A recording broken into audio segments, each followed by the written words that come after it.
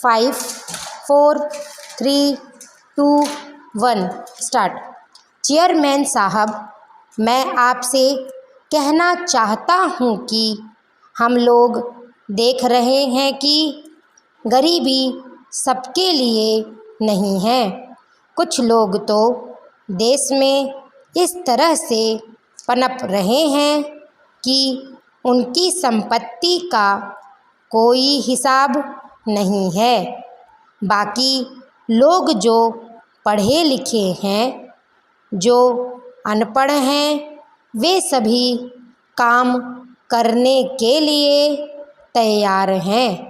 जब उनके पास करने के लिए काम नहीं होगा तो वे समाजवाद के कोरे नारों से कब तक खुश होते रहेंगे।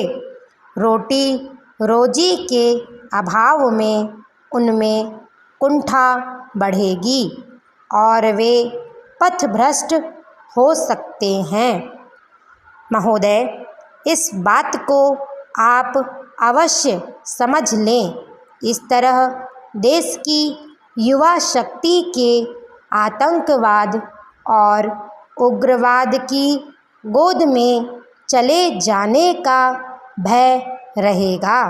इससे देश को बहुत बड़ा नुकसान होगा। मैं स्पष्ट रूप से कहना चाहता हूँ कि आप इस संशोधन के समर्थन के बारे में दलगत दृष्टि से मत देखिए। देश में इस तरह के वातावरण से ना तो जनता को और न ही सरकार को लाभ होगा, बल्कि पूरे देश को इससे हानि होगी। इसलिए मैं चाहता हूँ कि जो संविधान संशोधन विधेयक सदन में लाया गया है, उसे आप खुले मन से स्वीकार करें। मैं हृदय से इसका समर्थन करता हूँ और इसमें यदि आप कोई अन्य सुझाव देना चाहें तो उसका स्वागत है। सरकार के लिए केवल अपने घोषणा पत्र में लिखी हुई बातों को दोहराने से कोई लाभ नहीं होगा।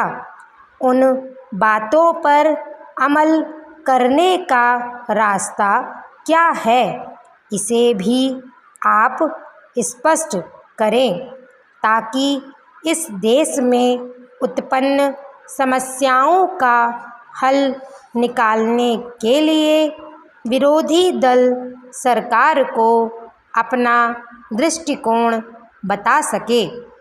श्रीमान, अभी अभी मेरे दोस्त ने जो विधेयक प्रस्तुत किया है, इसे स्वीकार करने से पहले इसका विश्लेषण करना आवश्यक हो गया है, क्योंकि मेरा निवेदन है कि इस विधेयक के संबंध में चर्चा आवश्यकता से काफ़ी अधिक हो चुकी है।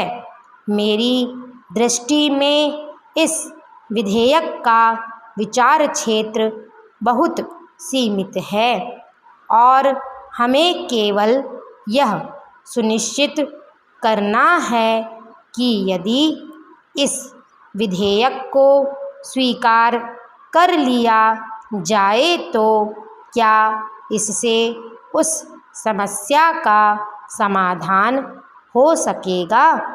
मैं इसके उद्देश्यों और कारणों के विस्तार की ओर सभी का ध्यान आकर्षित करना चाहता हूँ। मेरे दोस्त रोजगार के अधिकार को सुनिश्चित करना चाहते हैं और इसे वाद विवाद का विषय बनाना चाहते हैं। समस्या यही है कि विपक्ष का दृष्टिकोण